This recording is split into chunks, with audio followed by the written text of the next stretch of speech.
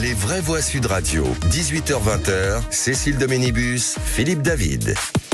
Et on va essayer de vous réchauffer un petit peu de 18h à 20h avec Philippe David. Ça va mon cher Philippe? Ça va ma chère Cécile, et vous? Écoutez, très bien. Je suis ravie aujourd'hui puisque nous avons avec nous deux personnalités chatoyantes comme d'habitude, avec Eric Revel qui est avec nous. Bonjour Cécile. Bonsoir mon cher Eric. Bonsoir. Bonjour ami macroniste. Ah oui. Ce qu'il en reste. Ce qu'il en reste, vous devriez dire. Ce qu'il en reste, pardon, mais j'osais pas. Ça commence par un tacle C'est avant ce même qu'on le coup appelle- d'envoi. Vous inquiétez pas, je suis en forme. J'ai dit ami. La Dream Team, Sébastien Ménard et Eric Revel. Sébastien Ménard, éditorialiste, patron de Presse Libre et entrepreneur dans la food tech. Ce qui est intéressant, c'est qu'on peut dire qu'avec vous, il y a du débat. C'est vrai. Ça, on peut le dire. Hein? Ah ouais, mais Ah bah oui, bah on est oui. là pour ça. Hein. Ah oui. On est dans un pays où on peut débattre, profitons-en. Et je sens que Ça va peut-être pas durer. Hein. je sens qu'ils sont chargés à bloc. Allez, chers amis, allez, le sommaire de cette émission. Quand le juge dira prison, ce sera prison. C'est ce qu'a dit Gérald Darmanin hier sur CNews en présentant les lignes de son futur projet de loi sur la justice. Objectif, rendre les peines plus fermes et leurs exécutions plus systématiques. Et on vous pose cette question, une justice plus ferme serait-elle plus efficace? Eh bien pour le moment vous dites oui à 87%. Moi je crois que l'idée est très bonne, mais que malheureusement on a 62 000 places de prison et 84 000 détenus. Sauf à construire des places de prison en un temps record, ça me semble très difficilement applicable, mais on peut toujours y croire. Et puis la période est un petit peu chahutée pour la France. Hein. On parle du Louvre, de Nicolas Sarkozy, de la dette, avec cette question du jour, Philippe. Cette question du jour, Louvre, Sarkozy, dette, la France arrive-t-elle au bout d'un système? Eh bien pour le moment, alors là vous êtes vraiment pessimiste, vous dites oui à 94%. Et moi, je pense que nous sommes au bout d'un système, qu'il faut renverser la table, ou alors, pour paraphraser le chant l'international, ce ne sera pas la lutte, mais la chute finale. Et pour tout ça, ce numéro, un seul numéro, le 0826 300 300, vous êtes aussi nos vraies voix. Et tout de suite, le premier débat. Le système qu'on a aujourd'hui, c'est qu'un système où quelqu'un vous dit, je sais que c'était le cas de plusieurs de mes prédécesseurs, la justice n'a jamais été aussi ferme. Puisqu'on est passé grosso modo de 94 000 années de prison prononcées en 2017 à 122 000 années. Tout ça est vrai aujourd'hui. On a augmenté d'un tiers les condamnations en quantum de peine. Mais en même temps, une peine sur deux de prison, les gens ne vont pas en prison. Les Français le voient bien, ils lisent le journal. Ma maman qui lit La Voix du Nord, elle voit bien quelqu'un qui condamne à la prison, qui ne fait pas de la prison, elle ne comprend pas pourquoi. Quand le juge dira prison, ce sera prison. Quand il dira travail d'intérêt général, ce sera travail d'intérêt général. Les vraies voix Sud Radio. Et vous l'avez entendu cette phrase, mon cher Eric Revel, quand le juge dira prison, ce sera prison, a dit Gérald Darmanin. Oui, j'y étais hier soir. J'ai vu le ministre avant l'interview qu'il a donnée sur CNews. J'ai discuté un peu après avec lui. Alors, il a annoncé une nouvelle loi, vous avez vu, qui durcit énormément les conditions. Bon, évidemment. Un projet de loi. Philippe a raison. On manque de place en prison, donc c'est bien d'être plus ferme, mais voilà. Après, j'ai trouvé Gérald Darmanin extrêmement détendu. Je veux dire pourquoi? Parce qu'en fait, j'ai le sentiment, je vais poser la question, il n'a pas répondu directement, mais j'ai le sentiment qu'avec le départ sans gloire de Bruno Retailleau du gouvernement, il a maintenant un couloir de nage impressionnant dans sa catégorie. C'est-à-dire que, oui, politiquement, en fait, il va pouvoir incarner quelque chose. Donc, un projet de loi, c'est une bonne chose, mais comme je faisais remarquer dans le débriefing, comme de toute façon, il n'y aura pas de majorité pour le voter, voire un conseil constitutionnel qui en abrogera sans suspendre la moitié des mesures. En fait, il fait de la politique. Et comme disait Nicolas Sarkozy, qui nous écoute peut-être, la politique, c'est un truc de professionnel. Gérald Darmanin est un professionnel de la politique. Alors, sur le point de vue politique, je suis d'accord avec Eric Revel. Le départ de Bruno Retailleau fait de lui la caution de droite du gouvernement. On est d'accord. À l'époque, ils étaient deux pour la... En tout cas, c'est moins perturbé sur la ligne, si je puis dire. Ils étaient deux pour la timbale, là, il est tout seul. D'autant que vous avez un nouveau ministre de l'Intérieur, je ne sais pas si vous avez entendu ses premières déclarations également sur CNews, mais alors Laurent Nunez, il a mis le cap à gauche. Ah bah là, inutile de dire que là, le gouvernement algérien tremble. Ou alors, comme c'était plutôt un ministre technique, il ne veut pas faire d'ombre politique à celui dont il dépendait avant, qui était Gérald Darmanin, quand il lui-même était ministre de l'Intérieur. Mais là, on est passé de Blanquer à Papendiaï, si j'ose dire, au ministère de l'Intérieur. Après, c'est pas un politique, Nunez. C'est pour chambrer Sébastien Ménard. Il va comprendre pourquoi. Quand vous dites que vous l'avez trouvé détendu, peut-être que c'est parce qu'il a rendu sa carte du parti macroniste aussi qu'il est détendu. Ah oui. Ah, ça y est, regardez, il a fait ses yeux, genre, Non, mais il n'importe fallait quoi. bien que je le chambre, non? Ah là, c'est ça. Vous avez l'impression, on a l'impression qu'on redécouvre le talent politique de l'animal politique Gérald Darmanin.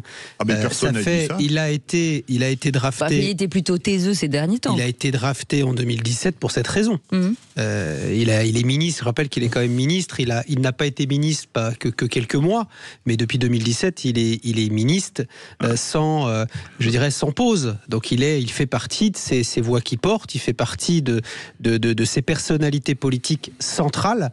Voilà, alors évidemment, il vient comme moi de la droite et on peut s'en réjouir. Vous, il y a longtemps. Hein. Comment ? Vous, il y a longtemps. Bah, comme lui. Non, comme lui. Il a gardé des réflexes, si vous voulez. Moi aussi. Non, mais simplement, quand je suis face à vous, qui êtes vraiment parti en vrille à la droite de la droite, je préfère ramener un petit peu de. Ça faisait peur encore il y a 10 ans quand la gauche un peu moins maintenant, oui. Culpabilisait la droite en disant vous êtes des fachos, de l'extrême droite. Maintenant, je vais vous dire, ça me fait rire parce qu'en fait, c'est le dernier argument qui reste à des gens comme vous. Oui, mais sauf que c'est les autres d'extrême droite. Des gens comme vous, c'est quoi ? Des gens comme vous, c'est quoi ? Moi, je suis désolé, je me sens de droite depuis toujours. J'ai toujours été à la droite d'Emmanuel Macron et je l'assume complètement. Donc aujourd'hui, ce qui se passe avec Gérald Darmanin, c'est franchement, je vous le dis, ce qu'on aurait voulu entendre. On va pas dire que depuis 2017, mais en tout cas depuis 2021, on aurait souhaité qu'effectivement la Macronie assume cette aspiration de droite sur le régalien, l'aspiration des Françaises et des Français. Mais nous sommes bien d'accord, mais c'est exactement ce qu'a dit Éric Revel. C'est le passage de Jean-Michel Blanquer à Pape Ndiaye. Oui. Quand vous passez de Éric Dupond-Moretti à Gérald Darmanin, voire de Bruno Retailleau à Laurent Nunez, ou alors avant, rappelez-vous quand même qu'il y a eu Nicole Belloubet. C'est un autre sujet. Laurent Nunez, c'est autre chose. Oui. C'est encore une fois, on demande, les Françaises et les Français demandent de la sécurité. Mais demandent aussi d'avoir sur un certain nombre de questions des techniciens apolitiques. La problématique du technicien entre guillemets apolitique, c'est qu'il a une vie de technicien avant, il a une vie pendant, il a une vie après. Donc il va être nécessairement moins engageant et moins clivant que ses prédécesseurs qui sont eux des politiques. Je voulais poser une question à Sébastien, ça ne me dérange pas. Ah, allez-y, je vous en prie. Faites-vous plaisir. J'ai encore en mémoire l'époque où Emmanuel Macron disait qu'il était socialiste, puis après qu'il était plus socialiste, ça n'a jamais été mon cas. Puis après qu'il était socialiste. Donc vous êtes à la droite de quelqu'un qui ne sait pas où il se trouve. C'est embêtant. Hein. Non, je suis à la droite de quelqu'un qui a décidé en 2015-2016 de proposer un nouveau chemin, une nouvelle voie, avec des succès et puis aussi avec un certain nombre d'échecs. Voilà, faut les assumer. Mais la réalité, c'est qu'on ne peut pas en vouloir à une génération de personnalités publiques engagées à différents niveaux d'avoir voulu tenter autre chose. C'est ce qui a été fait. Ce qui est bien avec Éric Revel et Sébastien Ménoir, c'est que vous envoyez un truc et ça part tout seul. Voilà. On est là pour ça. Allez, 0826 300 300, puisque vous aussi vous avez un avis à donner. Vous êtes plutôt Sébastien Ménard ou plutôt Éric Revel ou plutôt Philippe David. Vous n'êtes pas beaucoup mouillé, Philippe David. Ou Cécile de Ménibus. Oui, bah écoutez, moi je suis pas là pour Philippe David, c'est le Laurent Nunez de l'antenne. Le technicien. Moi, c'est peu mais efficace. Ah là, c'est ça. Ça vanne. Allez, à tout de suite, soyez les bienvenus. Sud Radio. Sud Radio. Parlons vrai. Parlons vrai. Sud Radio. Parlons vrai. Les vraies voix Sud Radio. 18h-20h. Cécile de Ménibus, Philippe David. Ce qui est bien avec Philippe David, mon cher Philippe, c'est que Sébastien Ménard face à Éric Revel, vous faites un dîner, vous en placez pas une. Et vous écoutez. Vous savez, je me dis que par rapport à moi, ils sont hyper bavards. Oui, c'est sûr. Et on revient sur cette information, ce qu'a dit Gérald Darmanin hier, quand le juge dira prison, ce sera prison. Et en tout cas, ça représente l'une des lignes de son futur projet de loi sur la justice. Objectif, rendre les peines plus fermes et leur exécution plus systématique. Est-ce que Éric Revel, alors ça c'est un vœu pieux, mais est-ce que face à une justice un peu récalcitrante, en tout cas avec le garde des Sceaux, est-ce que on peut s'imaginer que les choses pourraient bouger, ou alors ils vont faire bloc pour laisser en l'état? Non, mais la copie de Gérald Darmanin est très bonne, il n'y a aucun doute là-dessus. Après, c'est la faisabilité de la mise en application, puisque, je le répète, il n'aura pas de majorité pour voter un tel projet de loi. Pas certain. Non, je pense pas certain. De la Macronie au RN, ça peut se faire voter. Et c'est ça qui est dommage. Parce que ce qu'il propose, c'est du bon sens. C'est du bon sens. Et après, il faut regarder comment le Conseil constitutionnel va retoquer telle ou telle ou telle ou telle mesure. Bon, je vais pas vous faire un dessin, mais voilà. Mais après les désastres de Madame Taubira et de Madame Belloubet, si vous voulez, il assume une posture régalienne ferme, Gérald Darmanin. Voilà. Après, je veux dire, on parle de bon sens. Il y a une mesure qu'il a annoncée hier sur CNews où il dit, par exemple, pour les délinquants étrangers en situation illégale, hors de question d'avoir des remises de peine. Ça me semble évident. Ah oui. On essaie de les virer directement. C'est ce qu'il a dit. Mais pareil, les OQTF, on connaît bien le problème, notamment avec l'Algérie. Tant que vous n'avez pas le laissez-passer consulaire, en fait, vous ne pouvez pas les expulser. Mais moi, j'ai une solution, mais il faut sortir de la CEDH. Vous faites comme le Royaume-Uni, vous sous-traitez les OQTF à un pays tiers comme le Rwanda, vous envoyez tout le monde, et après, ils se débrouillent avec les pays d'origine. Ça coûte un peu d'argent, mais probablement moins, et ça crée moins de drames quand on voit ce qui s'est passé entre le procès de la meurtrière de Lola, le meurtrier de Philippines, etc. Mais il faut sortir de la CEDH. Ça implique du courage. En ce qui concerne le sursis, Sébastien Ménard, limité aux petites infractions, là c'est pareil, c'est de la logique peut-être ? Je sais pas. Je sais tout ce qui est. Ce que Darmanin explique, en fait, c'est que c'est ce que les gens ne comprennent plus, en fait. C'est que vous avez des délinquants qui sont condamnés, qui ont évidemment des peines de sursis quasi automatiques, des peines de ferme qui ne réalisent pas. Donc oui, ce qu'il dit, c'est frapper au coin du bon sens. C'est qu'à un moment donné, il y a des... Est-ce qu'on a besoin d'embastiller un chef d'entreprise qui doit 15 000 € de TVA ou qui a fraudé un truc, etc. Parce que c'est ça aujourd'hui qui se passe. Et laisser dehors des types qui sont complices de trafic de drogue parce qu'il n'y a pas de place, parce qu'on fait appel, parce que tout ça est un bordel sans nom. Faites gaffe, Sébastien, vous devenez vraiment de droite là. Hein. Je l'étais avant de vous connaître. Vous glissez là, vous glissez. Il y a des auditeurs qui vont appeler, qui vont vous traiter d'extrême droite. Faites attention.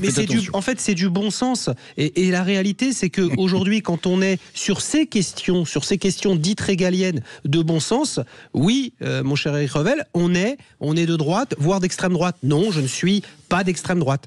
Non mais... Est-ce que c'est tout ce que propose Gérald Darmanin pourrait permettre de restaurer cette confiance en la justice Si la loi passait, oui, moi je pense que voilà. Après, il faut aussi que les magistrats, mais je pense que dans leur dans leur grande majorité, ils le font. Mais dès l'instant où vous avez des textes à appliquer qui sont pas suffisamment dissuasifs pour la criminalité, ils appliquent. Quand ils le veulent. Ils appliquent bien la loi, qui est une mauvaise loi. Voilà, qui est une loi compliquée, avec plein d'interstices, plein de tiroirs à l'intérieur du tiroir, voilà, avec des avocats qui font leur job, donc c'est compliqué. Mais vu l'explosion de la criminalité dans ce pays, pardonnez-moi, n'en déplaise à... Comment il s'appelle l'acteur là, Éric Dupond-Moretti, n'en déplaise à Éric Dupond-Moretti. Hein. Oui, bien sûr. Les gens n'ont pas un sentiment d'insécurité, ils la vivent. Il y a plein d'incivilité dans la vie de tous les jours. Philippe, vous le savez bien. Oui. Bon. Il faut du courage. Il va aussi falloir une truelle parce qu'il y a quand même des places de prison à créer, donc des prisons à construire. Oui, allez, on part au 0826 300 300 avec Bruno qui nous appelle de Béziers. Bonsoir Bruno, bienvenue. Bonsoir. Bonsoir à tous. Quand vous entendez toutes ces mesures qui pourraient vous faire l'objet d'un projet de loi, qu'en pensez-vous ?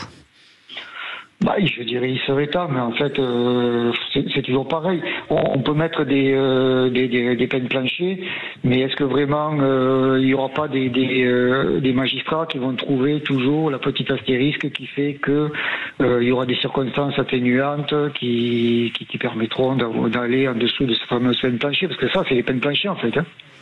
Ah non mais c'est un vrai sujet parce que les magistrats parlent d'individualisation de la peine qui est un totem auquel on ne peut pas toucher.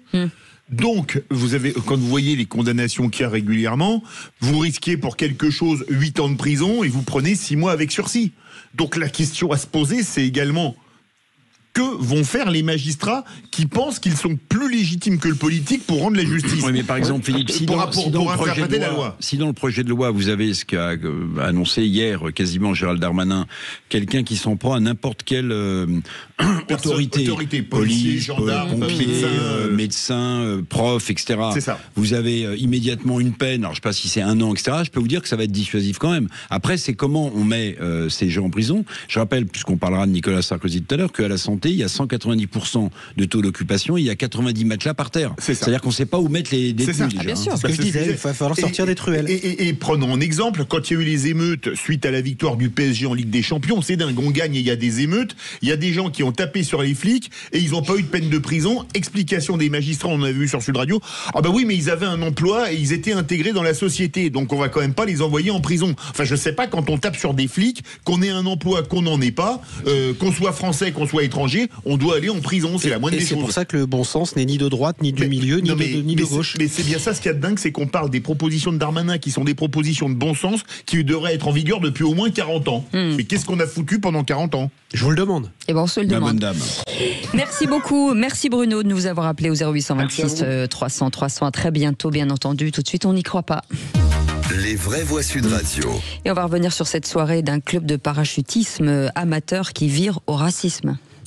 Effectivement, Cécile, ça s'est passé à Brienne-le-Château dans l'Aube, où une soirée de fin de saison d'un club de parachutisme a viré au scandale, et pas à cause d'un saut raté. Plusieurs adhérents se sont déguisés, tenez-vous bien, en membres du Ku Klux Klan, avec capuche pointue, bûcher et même blackface.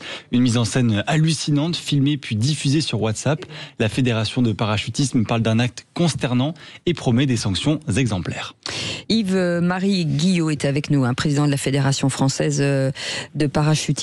Alors, Monsieur le Président, bonjour. J'imagine qu'une vidéo, quand on est président de cette fédération, c'est un choc. Oui, bonsoir à toutes et tous. C'est plus qu'un choc, c'est immédiatement une colère absolument infinie. Une décision, enfin une volonté de réagir immédiatement, et c'est ce que j'ai fait à l'encontre de ces images qui sont absolument abjectes. En plus d'un réalisme terrible qui rajoute en plus à cette abjection. Et par conséquent, dès que j'en ai eu connaissance, j'ai commencé sur les réseaux sociaux à indiquer évidemment l'indignation de la fédération et qu'il y aurait des sanctions. Et dès le lundi matin, j'ai annoncé sur les réseaux sociaux des 4 actions que j'ai mises en œuvre. La 4e est en train d'être mise en œuvre, c'est la plainte avec constitution de partie civile faite par un avocat, l'avocat de la fédération. Et les 3 autres sont ? Eh ben d'abord, la suspension, interdiction de saut des 9 participants, c'est-à-dire les 8 participants plus le vidéoman. Interdiction de saut pour une durée de 3 mois, qui est le maximum autorisé par le règlement disciplinaire de la fédération. Deuxièmement, la saisine de la commission de discipline de la fédération qui a fait hier après-midi, qui a un délai assez court pour se prononcer. C'est un organisme indépendant avec des personnes qui sont indépendantes. Et c'est pour ça que l'interdiction de saut, c'est 3 mois maximum, parce que dans l'intervalle, le comité de discipline devra avoir statué. Après, il statuera ce qu'il doit statuer. J'espère qu'il statuera très très fort. La 3e, c'est un signalement fondé sur l'article 40 du Code de procédure pénale auprès du procureur qui a été fait dès lundi après-midi. Et je sais donc, pour avoir été contacté par la gendarmerie, que dès lundi après-midi, l'enquête a démarré. L'enquête s'est poursuivie encore très fort. Mardi, j'ai été contacté par la gendarmerie. L'enquête est en cours. Le procureur de la République suit cette affaire de très très près.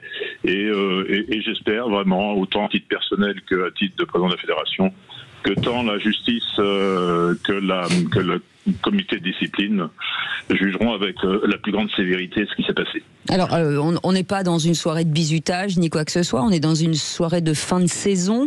Ces gens-là, j'imagine que je ne sais pas si vous les côtoyez ou pas. Est-ce qu'on a quand même une explication, punir bien entendu, mais est-ce qu'on essaye de comprendre quand même pourquoi ils ont fait ça ? Oui, alors moi je ne les connais pas et ils sont totalement inconnus, ce ne sont pas des moniteurs, ce sont des pratiquants de loisirs. Ils sont peut-être connus sur place parce que sans doute pratiquent à Brienne. Moi je ne suis pas du tout du coin et par conséquent j'ai aucune idée, aucune indication à ce sujet-là. Est-ce qu'il y a une volonté raciste derrière? Je n'en sais rien, mais c'est même pas l'objet à ce stade-là. C'est une soirée qui a dégénéré, une soirée banale, une soirée costumée. Le thème c'était super vilain, super héros, donc ils ont voulu jouer les super vilains. Et puis ça a dégénéré. Voilà, je pense que ça a dégénéré. Je pense pas qu'il y ait j'espère en tout cas qu'il n'y a pas d'idée politique ou d'idée raciste derrière, mais le résultat est raciste.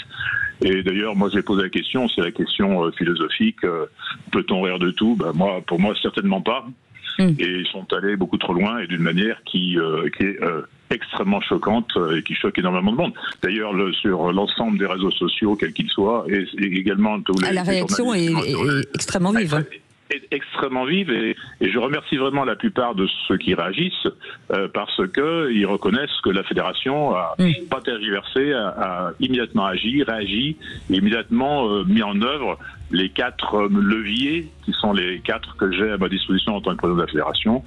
Et j'ajoute que j'ai adressé hier une lettre circulaire à l'ensemble de nos structures, clubs, associations, sociétés, ligues, comités départementaux, pour donner une explication à cela, en commençant par une phrase indiquant que j'interviens de manière très solennelle compte tenu de la gravité des faits. Merci beaucoup. En tout cas, on voulait vous donner la parole. C'est toujours important, en tout cas, de s'expliquer. Merci beaucoup, Yves-Marie Guillot. Vous êtes présidente de la Fédération française de parachutisme. Vous restez avec nous. Dans un instant, le tour de table de l'actu des Vraies Voix. Philippe David. Le film Sacré-Cœur annulé à Marseille avec une excuse qui me paraît un peu spécieuse. On va dire ça comme ça. Éric Revel. Je parlerai du Louvre. Très bien, Sébastien Ménard. Du Louvre et de Madame Laurence Descartes, la présidente directrice. On ne dit pas générale, vous avez remarqué, présidente directrice du Louvre. D'accord, très bien. Sébastien Ménard. Moi, je vais parler de plus de permis pour papy et mamie. Allez, on en parle dans un instant. À tout de suite. Soyez les bienvenus. 0826 300 300. C'est Aude qui vous attend jusqu'à 18h. Jusqu'à 19h, pardon. Radio. Parlons vrai. Parlons vrai. Sud Radio. Parlons vrai. Sud Radio. Parlons vrai.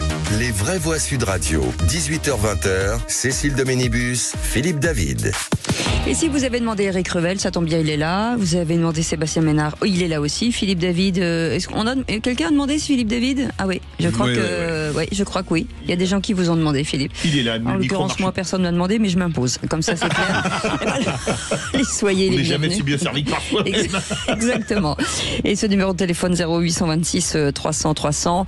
Et puis je vous rappelle juste rapidement que vous aurez la possibilité de gagner un très joli cadeau puisque votre lecteur de livres audio de la marque Prose, c'est le premier lecteur de livres audio simple, sans appli, sans écran, avec plus de 20 000 livres disponibles. Si vous voulez faire partie du tirage au sort, c'est maintenant. Vous prenez votre téléphone, vous écrivez Sud sur un SMS SUD et vous l'envoyez au 7 20 18 7 20 18 et vous serez peut-être tiré au sort et vous-même vous serez peut-être le grand gagnant.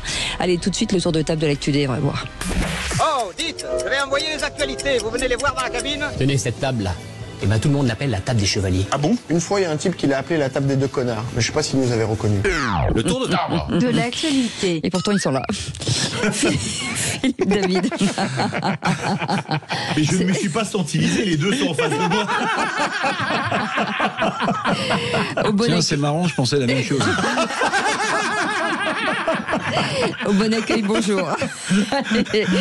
Allez, Philippe. Le tour de table, alors ça s'est passé hier. Il y avait un film de Steven Gunnell qui s'appelle Sacré-Cœur, qui devait être diffusé au château de la Busine, le château de Pagnol à Marseille, qui est un bâtiment municipal désormais, et la projection a été annulée 1 heure avant, au nom du respect de la laïcité, au nom de la neutralité et de la laïcité, parce que le château de la Busine est un lieu public. Alors moi, ce que je trouve quand même un peu bizarre, c'est que c'est pas un film qui incite les gens à se convertir au catholicisme, au christianisme ou à autre chose. C'est un film, a priori, qui raconte des miracles qui ont eu lieu en France, à Lourdes ou ailleurs. Très bien. Alors je comprends pas tellement comment est-ce qu'on peut utiliser le terme laïcité, et je suis pas une grenouille de bénitier, dans ce cas de figure, parce que j'ai été regarder un peu ce que fait le maire de Marseille, Benoît Payan. J'ai trouvé une vidéo de lui où il est dans une mosquée et où il fait un discours où il dit « Beaucoup devraient apprendre de ce qui est écrit dans les sourates qui peuvent nous éclairer sur le monde ». Alors si passer un film qui parle de l'histoire de la France, de l'histoire qui a eu lieu en France, c'est une atteinte à la laïcité, mais aller faire un discours vantant un livre saint dans un lieu de culte, ce n'est pas une entrave à la laïcité. Je pense que j'ai un problème de conception de la laïcité. Pourtant, j'ai écrit un livre dessus il y a quelques années, mais là, je trouve ça vraiment... Je pense que la laïcité a vraiment très bon dos. Sébastien ? Mais non, vous avez levé la main gentiment. Oui, j'ai levé la main gentiment.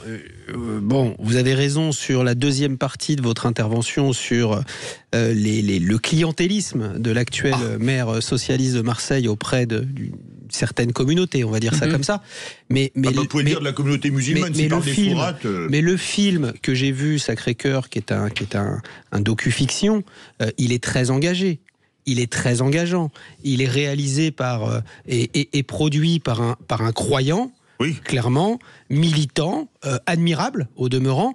Donc, pardonnez-moi, mais je peux comprendre que dans un établissement dit public, le caractère militant de l'œuvre mérite, peut-être, ça peut être diffusé ailleurs, mais dans un lieu public, dans un établissement public. Moi, en tout cas, élu local, je vous le dis, et pourtant je suis croyant et plutôt à mes heures perdues dans mon intimité personnelle militant. Voilà, je ne l'aurais pas laissé passer non plus. Dans ces cas-là, on ne va pas dans une mosquée. C'est autre chose. Je vous ai dit que j'étais d'accord avec la deuxième partie de votre propos. Alors on est d'accord. La fin de l'argument de Sébastien s'entend, mais en fait, Benoît Payan, il fait l'électoralisme, point final. Attendez. C'est ce que j'ai dit au début. Là, vous avez en face de lui un type qui s'appelle Delogu, qui est d'extrême gauche, qui ne cesse de flatter dans des tweets ou dans des prises de position de son parti cette communauté musulmane, avec une ville de Marseille où cette communauté est importante. Donc en fait, vous avez une course à l'électoralisme entre Benoît Payan qui était à la tête du printemps marseillais, mais là c'est plutôt l'automne voire l'hiver marseillais pour le Parti socialiste. Donc vous avez un Delogu en face qui marque des points auprès de la communauté musulmane. Monsieur Payan essaie de donner des gages, mais je vais vous dire, le sentiment que ça donne comme globalement, c'est que bien sûr que la religion catholique chrétienne n'est pas au-dessus de la laïcité, mais elle n'est pas en dessous de la laïcité. Tout à fait. C'est bien ce que je voulais dire. Or, pardonnez-moi, quand on voit vous parlez de ça, mais on pourrait prendre d'autres exemples. On a vraiment une croix déplacée qui veut être déplacée en Corse. Moi, je me souviens dans l'île de Ré, cette histoire de statue de la Vierge qu'il avait fallu... Par l'association La Libre Pensée. De monsieur Papa Chiappa, etc., etc. En fait, la laïcité, c'est pas de mettre une religion au-dessus des autres, mais c'est pas de la mettre en dessous. D'autant plus que c'est nos traditions. Donc, si vous voulez, il y en a un peu ras-le-bol. Et monsieur Payan, c'est pas là-dessus qu'il gagnera les élections. Voilà, il va être obligé de s'associer à un moment donné avec LFI, comme tout le monde. Et il va aller à la soupe, hein. Allez. Et allez voir ce magnifique docu-fiction de Steven Gunnell, Sacré-Cœur. Voilà, après tout ce que j'ai dit, je vous encourage vivement à aller le voir. Éric Revel, la conférence de presse de la présidente du Louvre, c'était hier. Devant le Sénat. Oui. C'était l'audition devant le Sénat hier qui a duré 2h30, que j'ai suivi d'un bout à l'autre quasiment. Alors, je veux dire, le sentiment que ça me laisse quand même, c'est un certain malaise, c'est-à-dire que personne n'est responsable de rien.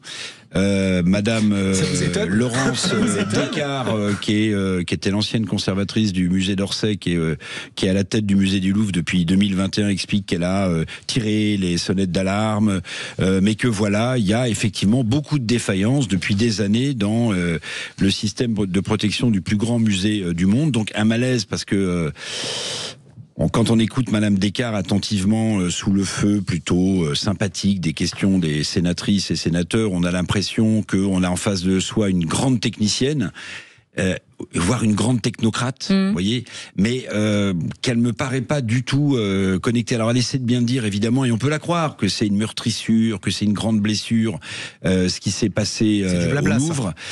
Voilà, il y a une partie de blabla. Alors elle a annoncé quelques petites mesures. Elle a annoncé, par exemple, elle souhaite la création d'un commissariat de police au sein du Louvre. Il y a en partie la sécurité du Louvre est en partie sous-traitée à une entreprise privée qui s'appelle Securitas, si ma mémoire est bonne. Bon, mais on voit que tout ça n'est plus du tout adapté. Il y a 73 000 mètres carrés au Louvre, il y a 410 salles, et on apprend, et je chuterai là-dessus parce que ça m'a interpellé, et on apprend qu'il y a très peu de caméras de vidéosurveillance à l'extérieur, notamment sur le fameux quai François Mitterrand, et notamment la seule caméra qui est en place ne filmait pas le balcon d'accession à la galerie Apollon. Alors moi je pose une question, est-ce que les malfaiteurs voyous étaient au courant que cette caméra ne filmait pas le balcon? Et si c'est le cas, qui les a tenus informés? Voilà. Et hier, Gérald Darmanin, alors, il n'a pas dit les choses comme ça, mais j'ai senti qu'il pouvait imaginer qu'on pouvait se poser la question d'une potentielle complicité interne. On peut se la poser. Voilà. Alors Madame Descartes défend évidemment les troupes, on est solidaires, on est ensemble, on a pleuré, voilà. Elle a aussi beaucoup expliqué les fameux 500 000 € de dépensés pour sur ça. Voilà. Bon, là, je crois que c'est un peu plus compliqué que le Canard enchaîné. C'est un peu pris les pieds dans le tapis.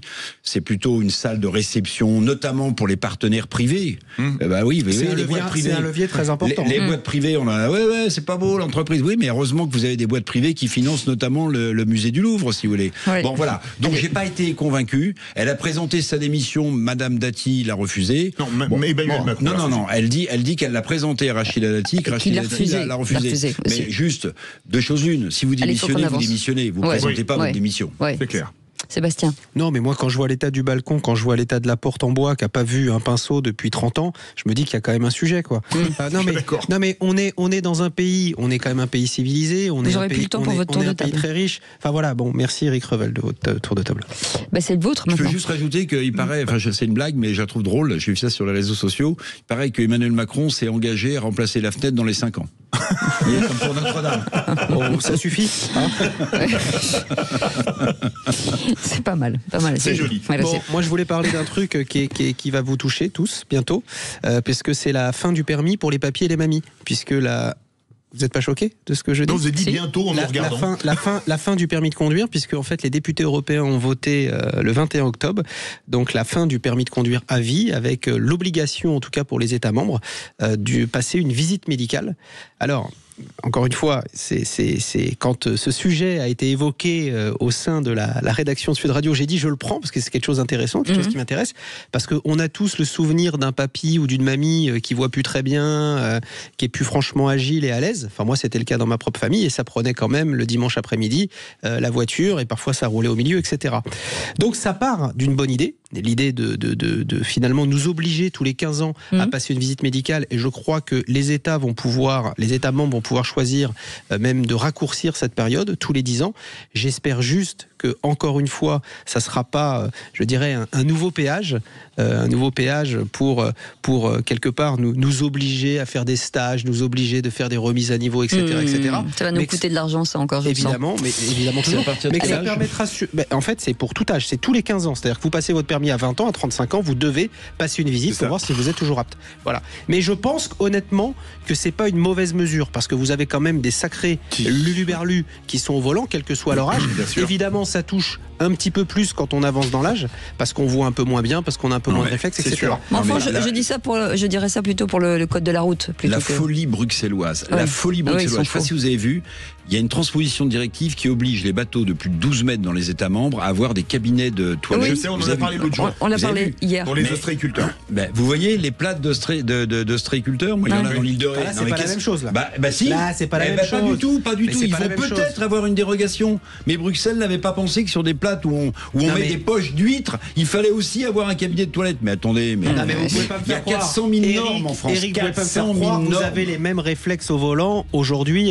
Mais non, mais vous aviez 18 ans hier. Un truc à partir de 35 ans, fixer un âge. Dites-moi 70 ans, 80 ans. Mais je pense que c'est pour que la mesure, je pense que c'est pour que la mesure soit moins injuste et équitable. Voilà. Allez les amis, vous restez avec nous. Je ne sais plus du coup où on en est. Oui, l'info 1+. Dans quelques instants, on reviendra sur la tempête Benjamin. À tout de suite. Sud Radio, c'est vous qui donnez le ton. Merci pour vos émissions et continuez comme ça parce que vous êtes formidables, tous. Sud Radio, parlons vrai.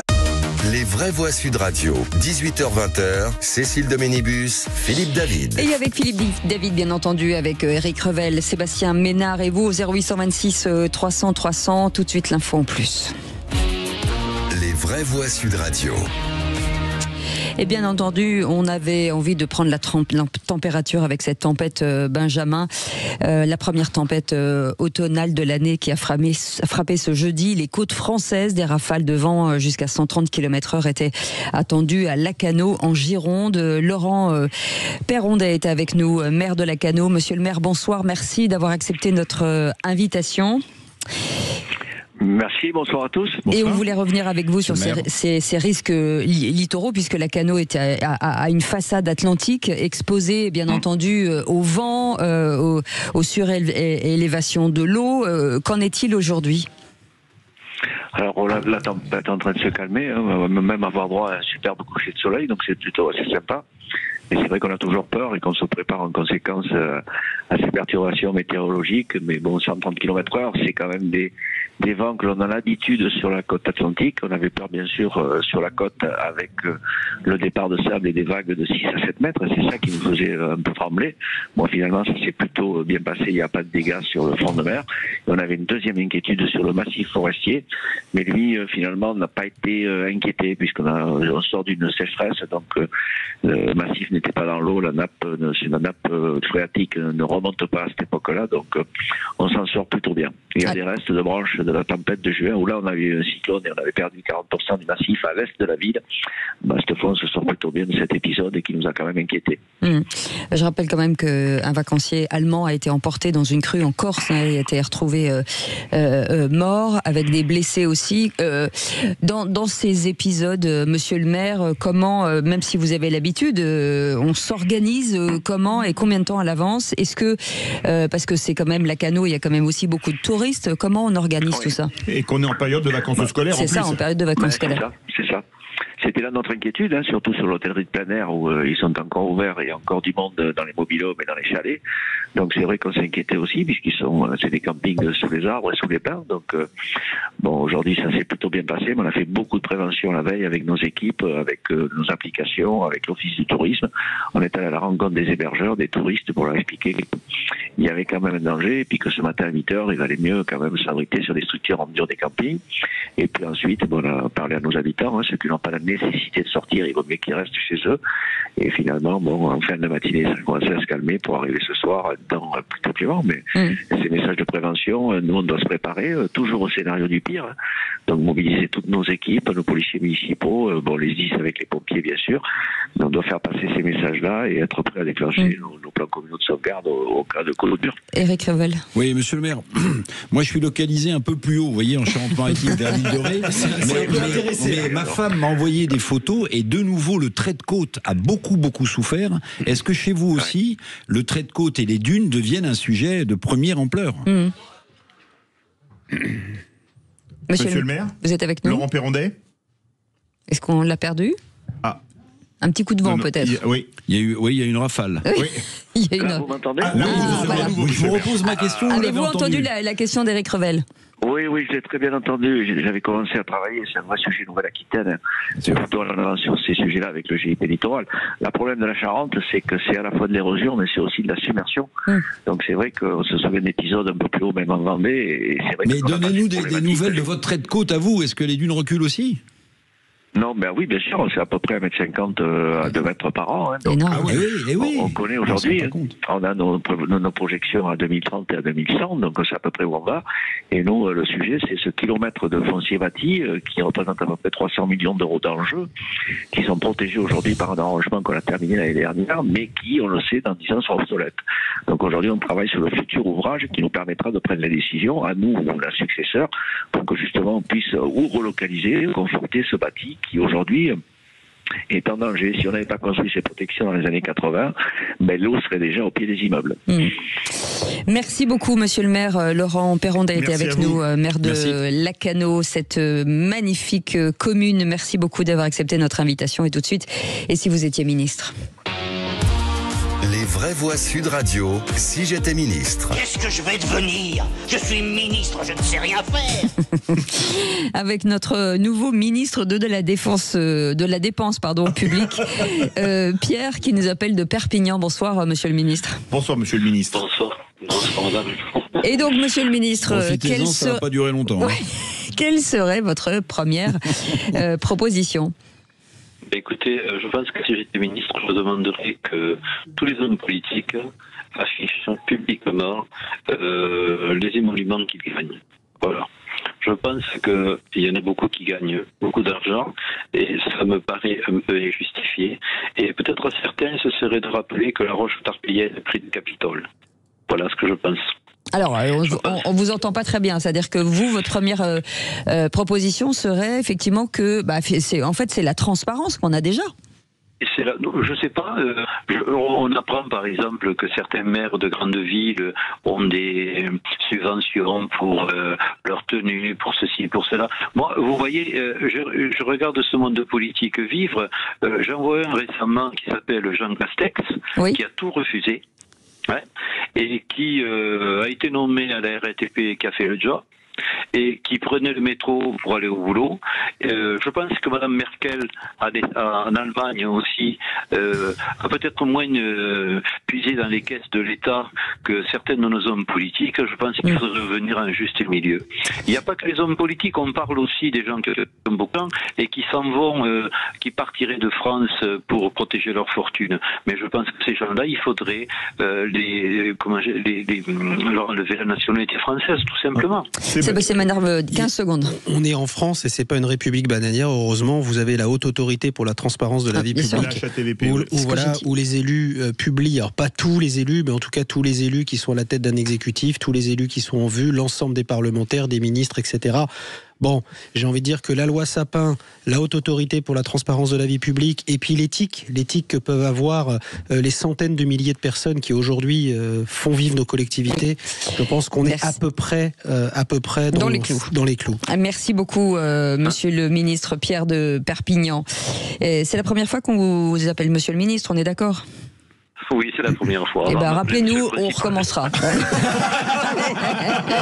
Merci en tout cas d'avoir été avec nous. Dans un instant, le coup de gueule de Philippe David. On fera une petite pause entre-temps. Comme je vois les propositions de la Commission des finances de l'Assemblée nationale, je pense que dans cette salle, il faut remplacer le buste de Marianne par celui de Karl Marx.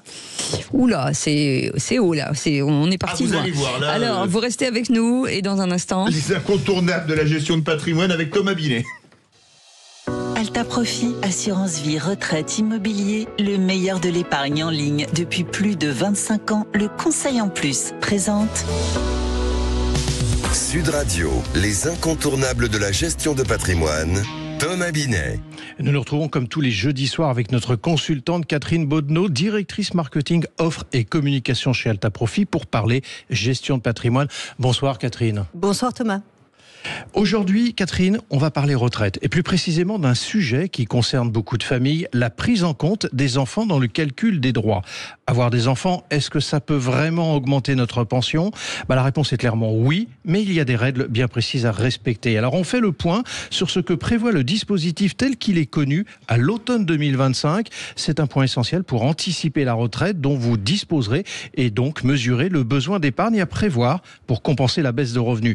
Catherine, ma première question, c'est simple. Les enfants donnent-ils vraiment un avantage quand on calcule sa retraite ? Tout à fait. En France, la naissance ou l'adoption d'un enfant peut donner droit à des trimestres supplémentaires pour la retraite. Alors jusqu'en 2010, c'était réservé uniquement pour les mères. Pour les enfants nés ou adoptés après 2010, les pères peuvent aussi en bénéficier sous certaines conditions. Alors on va être très concret. Combien de trimestres sont attribués par enfant ? Alors chaque enfant donne droit à 8 trimestres maximum. Pour les enfants nés après 2010, ces 8 trimestres vont se décomposer en 4 trimestres au titre de la maternité ou de l'adoption et 4 trimestres au titre de l'éducation. Les trimestres maternité vont toujours à la mère. Les trimestres adoption ou éducation peuvent être partagés entre le père ou la mère. Donc si je vous comprends bien, un père peut récupérer une partie des trimestres adoption et éducation pour les enfants nés ou adoptés après 2010. Absolument. Alors si on reprend les 4 trimestres éducation et les 4 trimestres adoption, dans ces 4 trimestres de chaque côté, il y en aura 2 qui seront à nouveau toujours réservés à la mère. Et ensuite, ce sont les 2 autres trimestres qui pourront être partagés selon les choix des parents, soit partagés, soit affectés à l'un ou à l'autre. Donc le père peut finalement bénéficier au maximum de 2 trimestres adoption et de 2 trimestres éducation. Et si aucune démarche n'est faite, tout va à la mère. Alors vous auriez un exemple pour illustrer votre propos ? Tout à fait. Alors on va prendre 2 parents qui sont nés en 1970. Ils ont 2 enfants, l'un qui est né en 2008, l'autre qui est né en 2012. Donc chacun de ces 2 enfants va déclencher 8 trimestres. Pour le premier enfant né en 2008, tout ira à la mère. Pour le deuxième enfant né en 2012, on va donc regarder les 4 trimestres maternité qui iront à la mère, les 4 trimestres éducation pourront être partagés entre le père et la mère. Finalement, dans ce cas-là, on va arriver à un total de 14 trimestres pour la mère et potentiellement 2 trimestres pour le père. Alors comment, Catherine, ces trimestres sont-ils pris en compte dans le calcul des droits à la retraite ? Alors, les trimestres liés aux enfants comptent pour la durée de cotisation, c'est-à-dire pour atteindre le nombre de trimestres qu'il faut pour déclencher la retraite à taux plein. En aucun cas, ça n'abaisse l'âge légal, quel qu'il soit, cet âge légal, entre 62 et 64 ans. Donc concrètement, avoir des enfants peut vous permettre d'atteindre plus vite le nombre de trimestres nécessaires pour la retraite à taux plein, et donc de partir à l'âge légal sans décote. Ça peut vous permettre d'éviter une décote. Alors du coup, qu'en est-il des femmes qui auraient déjà tout leur trimestre atteint avant l'âge légal, grâce au trimestre enfant ? Alors, la réforme de 2023 a apporté une réponse au travers de la surcote parentale. Oui. Donc la surcote, c'est quoi ? Elle permet en fait d'augmenter sa pension de 1,25% par trimestre travaillé au-delà du nombre de trimestres nécessaires, à condition toujours d'avoir atteint l'âge légal. Et c'est plafonné à 5% maximum. Et pour les familles nombreuses, il y a aussi une majoration de pension ? Tout à fait. Là, c'est un autre avantage. Les parents qui ont eu ou élevé au moins 3 enfants bénéficieront d'une majoration de 10% sur la retraite de base. Et cette majoration s'applique aussi bien aux hommes qu'aux femmes dès lors qu'ils remplissent ces conditions. Merci Catherine pour toutes ces explications. Je vous redonne rendez-vous jeudi prochain pour un autre numéro d'Oser investir, les incontournables de la gestion de patrimoine. Et pour ce qui me concerne, je vous donne rendez-vous dimanche matin dès 9h25 dans la matinale week-end. Sud Radio, les incontournables de la gestion de patrimoine. Thomas Binet. Avec Alta Profit, assurance vie, retraite, immobilier, le meilleur de l'épargne en ligne depuis plus de 25 ans, le conseil en plus. Sud Radio. Sud Radio. Parlons vrai. Parlons vrai. Sud Radio. Parlons vrai. Les vraies voix Sud Radio. 18h-20h, Cécile de Ménibus, Philippe David. Et autour de cette table généreuse, Sébastien Ménard qui est avec nous. Ça va, Sébastien Ménard ? Mais je vais beaucoup mieux quand je suis avec vous, toujours. Ah, très bien. Même avec Eric Revel. Je m'adapte, on va dire ça. Je m'adapte. Et vous, Eric Revel, comment ça va avec Sébastien Ménard ? Je voulais juste faire un point sur la météo fiscale. Après la tempête Benjamin, il y a la tempête fiscale Sébastien qui est en train de s'abattre sur le pays. Vous voyez, avec le débat budgétaire. Tous les jours, on taxe les mutuelles, les retraités. Allez, c'est parti. La tempête fiscale, elle s'appelle Sébastien. La Saint-Sébastien, c'est le 20 janvier. La bombe climatique et la bombe fiscale, c'est ça, on en est là. Allez, et tout de suite, la bombe atomique. Philippe David. Merci. Allez. Les vraies voix Sud Radio. Le coup de gueule de Philippe David. Comme d'habitude, je vais remettre le clocher au milieu du village, un village qui se situe dans le 7e arrondissement de Paris. Pourquoi le 7e arrondissement ? Parce que c'est là que se trouve le Palais Bourbon, où se négocie le budget 2026. J'avais déjà poussé un coup de gueule il y a 2 jours à ce sujet, en parlant de concours Lépine de la création d'impôts et taxes, mais vu 2 amendements adoptés hier, je vais faire mon mea culpa pour avoir utilisé le terme concours Lépine, celui-ci étant réservé à des inventeurs, parfois de génie. Commençons par le premier amendement qui passe la TVA sur les produits de luxe de 20% à 33%. Problème, les produits de luxe sont, avec l'aéronautique, dont les produits sont très rarement achetés par des particuliers, le dernier secteur de l'économie où les produits sont fabriqués en France. Ainsi, on fait du protectionnisme contre nos propres produits.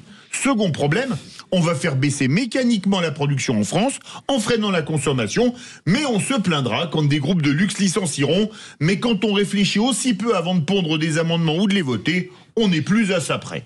Le second amendement concerne la fin de l'exonération d'impôt sur la plus-value lors de la vente de sa résidence principale pendant 5 ans. Un amendement idiot puisqu'il va condamner des gens à refuser une mobilité professionnelle, qu'on nous vende tant, pour ne pas perdre trop d'argent les 5 premières années d'un crédit ne remboursant que des intérêts ou presque. On nous dit, vu l'énormité de cet amendement, qu'il devrait y avoir des aménagements en cas d'achat d'une nouvelle résidence principale ou en cas de mutation. Mais si les aménagements sont comme la vignette automobile, dont la durée était promise comme provisoire, mais qui a été en vigueur de 1956 à 2001, on risque d'attendre longtemps. Je présente donc à nouveau toutes mes excuses pour le concours Lépine, puisque la commission des finances de l'Assemblée nationale ressemble beaucoup plus à l'amicale des docteurs Folamour de la création d'impôts et taxes qu'à un club de créateurs de génie. C'est bien, non ? Vous plus soyez. Ouais, je plus sois, puis je vais rajouter une petite chose, mais là, plus dramatique. Philippe David a raison, on avait 3 branches exportatrices historiques qui résistaient encore. Oui. On avait l'aéronautique, le luxe et l'agroalimentaire. On sait que l'agroalimentaire, en tout cas, conjoncturellement, c'est fini, puisqu'on va avoir un déficit pour la première fois depuis 50 ans. Et là, on apprend que le luxe va être taxé, donc l'excédent commercial du luxe va sans doute se réduire également. Donc vous voyez qu'on avait un petit trépied et maintenant on a un tabouret qui tient sur une jambe et demie. La France est pratiquement par terre. Moi je vous trouve très poli, donc moi je vais mettre les pieds dans le plat. On a des tarés. Ce sont des tarés. C'est ce que je disais sur mon canapé ce matin dans la réunion. Je suis désolé, mais quand on a... Bon, moi, je connais un peu le président de la commission des finances, puisque dans une vie antérieure, il m'a battu aux élections législatives. J'en suis désolé. Peut-être que j'aurais pu vous éviter Éric Coquerel, en tout cas entre 2017 et 2022. Mais le type est taré. Il est dingue. Excusez-moi, les députés ont voté ces amendements. Mais écoutez-le, écoutez ses interventions avant les commissions, écoutez-le en sortie de commission. C'est un dogmatique. On est face à des inquisiteurs. C'est ça la réalité.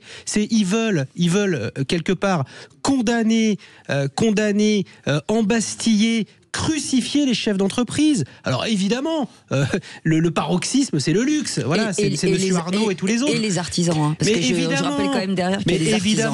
Mais ces gens-là ne connaissent rien à l'entreprise, rien à l'emploi, rien à leur électorat. Mais attendez, ça m'étonne pas, moi. Et honnêtement, je suis le premier à en pleurer. Mais quand vous avez 60% des ouvriers qui votent aujourd'hui pour le Rassemblement national, ils votent pas pour la France insoumise. Ils votent pas pour ces gens-là. Ces gens-là sont des imposteurs. Voilà. Ouais, je me souviens, pour montrer que Éric Coquerel, puisqu'on ne l'a pas cité, connaît pas grand-chose à l'économie. Ah si, on l'a cité. C'était son fiasco sur la taxe Zuckman, où vous vous souvenez, il avait été interviewé et on voyait qu'il ne comprenait rien à ce qu'il allait. Non, mais à la taxe et à son implication. C'est une folie. Je comprends même pas qu'on ait pu envisager ça. Moi, ce qui me sidère quand même, d'ailleurs, il faudra que je l'appelle, c'est comment Philippe Juvin, qui est maintenant le rapporteur du budget, peut travailler au quotidien avec Éric Coquerel. Parce que quand vous voyez les propositions, globalement, de Philippe Juvin, c'est de dire l'État dépense trop. Et Éric Coquerel, il n'y a pas assez de recettes. Mais heureusement qu'on a Philippe Juvin. Mais oui, mais vous voyez l'attelage. Je crois que Juvin, il a voté un amendement qui veut donner les HLM aux gens qui ont résidé pendant un certain temps. 20 ans, oui, 20 ans. Donc, excusez-moi. Mais il a pas. Mais attendez, c'est pas le sujet du moment, mais on pourra en parler de ça. C'est pas une mauvaise mesure. Hein. Quand vous avez des gens qui payent pendant 20 ans honnêtement, honorablement leur loyer, l'accession sociale à la propriété, ça évite la ghettoisation, parce que vous donnez quelque part en responsabilité des logements à des gens qu'on qualifie. Cher Sébastien. L'énorme problème, je vois ce que vous voulez dire. Bon, pourquoi pas l'accession à la propriété d'un logement social, mais c'est responsabiliser les gens. Le sujet des logements sociaux en France aujourd'hui, c'est que vous avez 3 millions de ménages en France qui attendent un logement social. Or, le problème des logements sociaux, au-delà de la question des surloyers, c'est qu'en fait, une fois que vous êtes dans un logement social, vous avez des enfants. Quand les enfants s'en vont, vous restez dans votre logement social. Donc, il y a une embolie du parc de logements sociaux en France, avec une construction qui est à l'arrêt et avec 3 millions. Mais de toute façon, Éric, vous allez pas vous n'allez pas reprendre les logements à Monsieur Dupont ou Madame Durand, vous n'allez pas leur reprendre leur logement, vous n'arriverez pas à ça.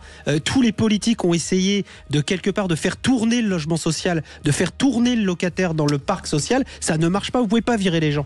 Et ben voilà, vous restez avec nous dans un instant. La question du soir, on reviendra sur le Louvre, la dette publique, le Sarkozy en prison et le logement social, pourquoi pas. L'image de la France est-elle ou plus mal? On en parle dans un instant. À tout de suite. On vous pose cette question, la France est-elle arrivée au bout d'un système? Eh bien oui, à 94%. On attend vos appels au 0826 300 300. Magnifique. Sud Radio. Sud Radio, parlons vrai. Parlons vrai. Sud Radio. Parlons vrai. Les vraies voix Sud Radio. 18h-20h, Cécile Doménibus, Philippe David. Et autour de cette table, Éric Revel et Sébastien Ménard et Philippe David, bien entendu. Et je vous le dis tout de suite, ne touchez pas à votre téléphone, vous n'avez pas le droit de jouer à ce que je vais dire. Donc c'est pas la peine d'envoyer des SMS, Sébastien Ménard, c'est pas la peine d'envoyer des SMS, Éric Revel. Oui, on ne vous vrai, répondra on peut pas. Se parler directement. Non, mais c'est surtout. Vous êtes à 1m50 de moins. Pourquoi on ne peut pas jouer? Parce que vous ne pouvez pas jouer. Non, mais pourquoi? Votre numéro de téléphone est banni. Mais parce que voilà, c'est comme ça. On est repéré. Voilà, oui, vous êtes repéré, bien entendu. Et donc c'est peut-être pour vous, puisque c'est le moment de jouer avec Sud Radio pour gagner ce magnifique cadeau. Votre lecteur de livres audio de la marque Prose.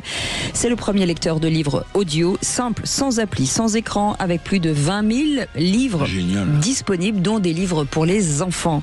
Je sais que vous auriez adoré, Éric Revel, avoir des trucs pour les enfants. Bah oui, je sais.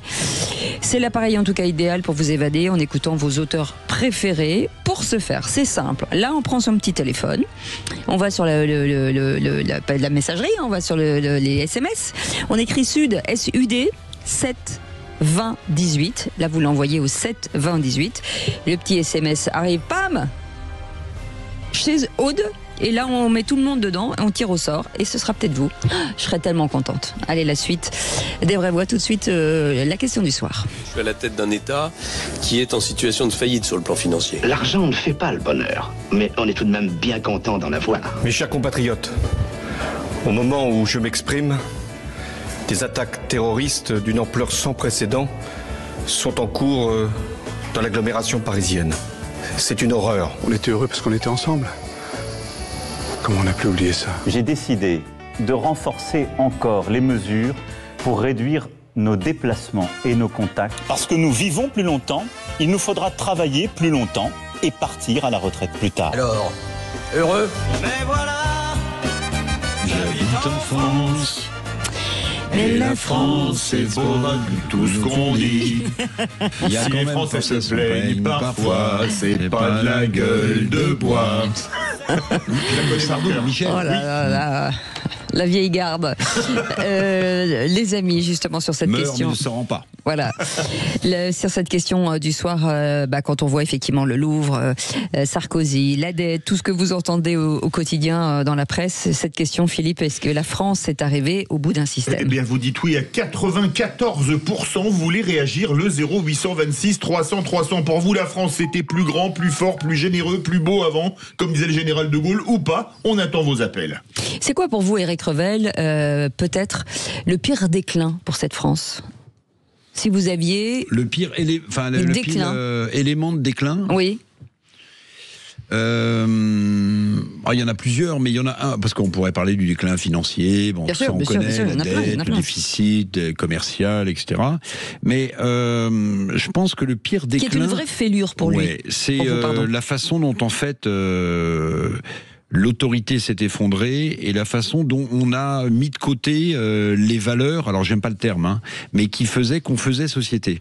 Oui, quand j'étais gamin, moi j'habitais dans une cité HLM. Il y avait des tas de gens d'origine différente, déjà, vous voyez, c'était pas le sujet. Mais les gens qui venaient d'ailleurs s'intégraient, s'assimilaient, partageaient nos valeurs avec les zones d'ombre et de lumière de ces valeurs que la France porte depuis des siècles. Là, j'ai l'impression que, comme on le disait tout à l'heure sur cette histoire de laïcité à Marseille, que voilà, on est obligé maintenant de trier, de mettre de côté ce qui a fait qu'on aimait ce pays et qu'aujourd'hui, on espèce de bouillie dans laquelle en fait tout le monde patauge, plus personne se reconnaît. Alors je sais pas si on peut parler d'effondrement moral, d'effacement des valeurs républicaines. Ça s'appelle la mondialisation. Ouais, mais oui. D'ailleurs, les macronistes étaient pour la mondialisation. Elle était heureuse d'ailleurs la mondialisation. Elle était heureuse la mondialisation. Les macronismes -1. Les mondialisations heureuses. Ah oui, -1. Mais voilà, en fait, moi c'est ça vous voyez, qui me frappe le plus dans la dilution de ce pays. Alors peut-être pas encore en province. Il y a des mais quand vous me rajoutez le trafic de drogue là-dessus, n'importe quel village maintenant est touché par le narcotrafic, c'est effrayant, quoi. Sébastien Ménard. Il y a un truc que moi j'aimais bien, et c'est vrai que Nicolas Sarkozy est à la mode pour de mauvaises raisons, et on a une petite pensée, enfin en tout cas moi j'ai une petite pensée pour lui. Il avait une punchline en 2005-2006, mais qui est vraie en fait, qui est toujours vraie. Alors je dis pas qu'il en a fait quelque chose, et je dis pas qu'il a été plus vertueux que les autres, mais quand il disait finalement, à force d'expliquer l'inexplicable, on finit par excuser l'inexcusable. Et en fait, c'est ça qui se passe. C'est que moi, je suis un optimiste, je suis enthousiaste, je suis sur le front avec mes entreprises en France, en Europe et très au-delà. Mais la problématique n'est pas économique en France, elle est sociétale, elle est politique et sociétale. On a besoin d'avoir des gens extrêmement courageux qui ont une colonne vertébrale, qui fixent un cap et qui s'y tiennent, et qui quelque part n'ont pas honte de ces fameuses traditions séculaires, judéo-chrétiennes, et puis quelque part qui doivent faire honneur à la République et à l'ordre républicain. Parce que pour faire société, pour faire faire vivre ce fameux concept un peu tarte à la crème du vivre ensemble, il faut avoir des gens solides. Et voilà. Et aujourd'hui, force est de constater que depuis 30 ans, on a des trompettes. Ça sonne beaucoup au 0826. Vous ce que disait Chirac, le seul truc qu'on se fait pas greffer, c'est des organes génitaux. Voilà. Les politiques, ils en manquent. Moi, je crois que le pire déclin, c'est que on ne voit la France que sous des côtés négatifs quand on voit tout ce qui se passe. Le PSG est champion d'Europe. Évidemment. Le pays, les Champs-Élysées sont à feu et à sang. Évidemment, ça fait le tour du monde. La pantalonnade, il n'y a pas d'autre mot, du Louvre, où on peut cambrioler le Louvre comme on rentre dans une boulangerie et qu'on pique de pain au chocolat. Tout est comme ça. La perte d'influence de la France. La France a disparu dans le concert international. Même dans notre précaré en Afrique, on n'existe plus. Donc moi, je pense que c'est vraiment la grande décadence, la grande déchéance. Je suis pas d'accord du tout. Allez, 0826 300 300, Roland qui est avec nous, qui nous appelle de Saint-Etienne. Bienvenue sur Sud Radio. Roland, merci d'être là. Votre réaction sur cette question du soir? Oui, à cette question, moi je pense qu'en effet, le pays est arrivé au bout d'un système, mais pas que. Moi, pour être très franc avec vous, Cécile, moi je considère que le pays n'est pas tenu. Le pays n'est pas tenu sécuritairement, n'est pas tenu socialement, n'est pas tenu politiquement, n'est pas tenu culturellement. Quand je vois que ce qui se passe au niveau politique, les Français ne sont pas écoutés.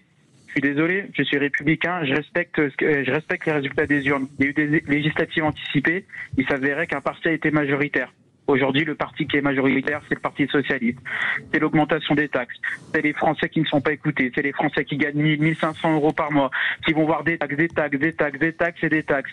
C'est des petits patrons, des parents qui sont peut-être chefs d'entreprise, qui ont envie de transmettre à leur enfant. Et on entend Yael Braun-Pivet qui dit l'héritage, ça tombe pas du ciel. C'est ça, pour moi aussi, le déclin. Il s'est passé au Louvre. C'est entendre encore une fois qu'hier soir, Laurence Descartes, alors je n'ai rien contre cette haute fonctionnaire qui fait peut-être bien son travail, mais derrière tout des discours technocratiques, c'est la faute de personne. C'est pas de sa faute. C'est pas la faute du président. C'est pas la faute du ministère de la Culture. On est en perte de repères. Le symbole est très important, Cécile de Minibus. Le symbole est très important. Pour l'exemple, il aurait fallu qu'un fusible saute. Je suis désolé. Peut-être la directrice de la sécurité, peut-être la ministre de la Culture, je ne sais. Le musée du Louvre, c'est pas la boulangerie du coin. Quand on disait qu'on pouvait monter pour choper des bijoux à plus de 88 millions d'euros, comme si on allait chercher 2 pains au chocolat un dimanche, c'est scandaleux, ça me révolte. J'ai 29 ans, je vois que ce pays vraiment est en déliquescence totale et que plus rien, on n'a plus de valeur.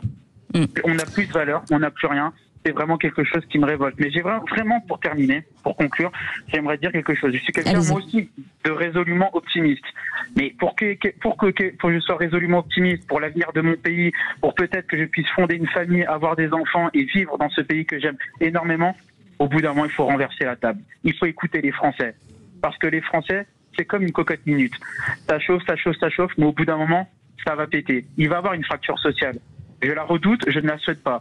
Mais c'est plus possible. Moi, quand je discute avec mes amis, ils me disent tout le temps, ouais, mais Roland, t'es très politique, t'es très sociétal, mais au fond, ça change rien. Je leur dis, mais je sais que ça change rien, et j'aimerais que les choses changent. Il va y avoir des élections en municipal, au municipal prochain. Et ce sera le moment, en tout cas, de s'exprimer. Restez avec nous, magnifique Roland. Témoignage. Hein. Oui, Sébastien Ménard. Qu'est-ce qu'il y a? Non, mais je suis pas. Bon, notre auditeur, je comprends, je partage en partie ce qu'il dit, mais que notre auditeur aille se faire soigner les dents en Hongrie, qu'il aille se faire opérer en Russie, qu'il aille scolariser ses enfants dans d'autres pays européens, et on verra que la France, c'est un grand pays. Moi qui sillonne, alors j'ai peut-être finalement ce tropisme déformant, mais il quand dit pas on vraiment voyage... ça, il dit juste qu'il est déçu de oui, mais ce non, mais qu'on on en peut fait. être déçu, mais de dire qu'il n'y a plus rien qui fonctionne, que la France l'éducation elle est nationale, perdue. le ministre qui arrive dit que la situation est catastrophique. Mais allez regarder ce qui se passe à L'éducation côté. nationale publique a creusé les inégalités dans ce pays. Allez regarder ce qui se passe à côté. Non, mais Sébastien, quand vous restez une journée entière sur un brancard dans une urgence, oui, il y a un problème.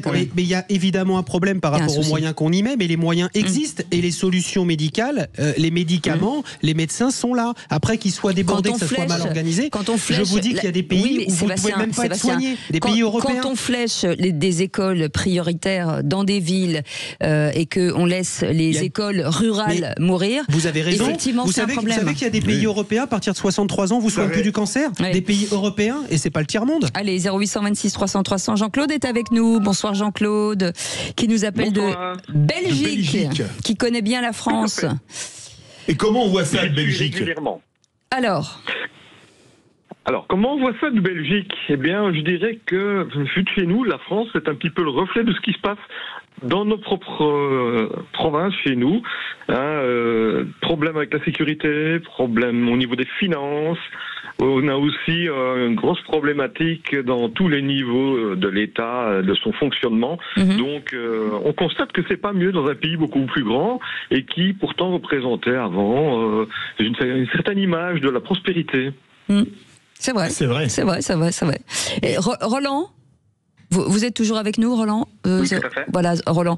Quand vous écoutez ça d'un de nos voisins, on est très proche des Belges, bien entendu.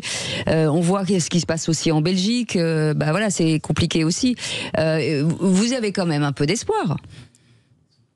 J'ai un petit peu d'espoir, oui, comme j'ai dit, j'aime mon pays, mais j'entendais Sébastien Ménard, et ça c'est l'argument imbattable. Ça veut dire que dès qu'on émet des critiques sur notre pays, c'est tout de suite l'assurance maladie, la sécurité sociale. Mais la sécurité sociale, oui, d'accord, très bien. Dans d'autres pays, c'est vrai qu'on va se faire soigner, on se fait soigner, c'est très onéreux en France, mais c'est pas le sujet. Non, mais il y a des pays où on vous soigne pas. Ce que je disais, c'est que vous avez des pays européens, 63 ans, vous avez le cancer, vous recevez un courrier, vous êtes plus traité. Oui, mais vous allez en Hongrie, regardez ce qui se passe en Hongrie. J'entends, mais vous déplacez le problème, parce que le problème quotidien, c'est quoi? C'est un employé, quelqu'un qui gagne 2000 € en net sur sa fiche de paye, que le 20 du mois, il s'en sort plus. C'est l'incivilité dans les transports en commun, c'est les raquettes, c'est les vols, c'est la sécurité, c'est l'éducation. Vous avez raison. C'est le ministre de l'Éducation nationale lui-même. Vous avez raison. C'est tout le ministre de l'Éducation nationale qui a fait un aveu de faiblesse en disant qu'il y a un très gros problème au sein des écoles. Mais comment voulez-vous que ce pays... Non, mais au bout d'un moment, moi je veux bien, j'entends tout, il n'y a pas de souci, mais au bout d'un moment, Emmanuel Macron, c'est la faillite de l'État, c'est la faillite. Il a fait 10 ans et on va arriver... on n'y a pas enfin... Non, là ça fait 8. Là ça fait 8. Ça fait 8 ans. Peut-être qu'il va peut-être pas arriver... Ressenti 10, peut-être, c'est ça ce qu'il voulait dire. Ressenti 20 même. Ouais. Merci en tout cas, Roland. Merci beaucoup de ce témoignage. C'est toujours difficile à entendre parce qu'on espère toujours que les choses vont s'arranger et en tout cas faisons en sorte que ça s'arrange. C'est pour ça que les débats sont importants aussi, ça apaise aussi les énervements et ça permet de discuter, de comparer et de voir qu'on n'est pas toujours tout seul face à cette montagne de choses qui nous arrivent. Merci beaucoup en tout cas Éric Revel. Merci Cécile, merci Philippe, merci de votre accueil. Merci Sébastien Ménard. Belle soirée à vous. Et avec Philippe, dans un instant, on va vous parler automobile, les vraies voies qu'il faut rouler la France. Et vous savez, on était au salon Équipe Auto. On va faire un petit retake. Comment ça s'est passé? Parce que là, il se passe plein de choses. En tout cas, dans l'automobile, il se bouge. Et puis, on va aller sur des motos. On va recevoir le directeur marketing de Triumph, pour le prononcer à l'anglaise, qui vont sortir 29 modèles dans les 6 mois à venir. Et puis, je vous rappelle qu'à partir de 20h, Magali Berda sera avec nous dans cette émission. On vit pas dans la même France. Est-ce que l'État a oublié ses SDF? C'est la question du jour avec Jean-Baptiste Garde, qui est cadre UDR, et le négociateur Robin Desbois des réseaux sociaux. Négociateur, si vous voulez participer à cette émission, c'est facile. 0826 300 300. C'est dans une petite trentaine de minutes. À tout de suite. Sud Radio. Parlons vrai. Sud Radio. Parlons vrai.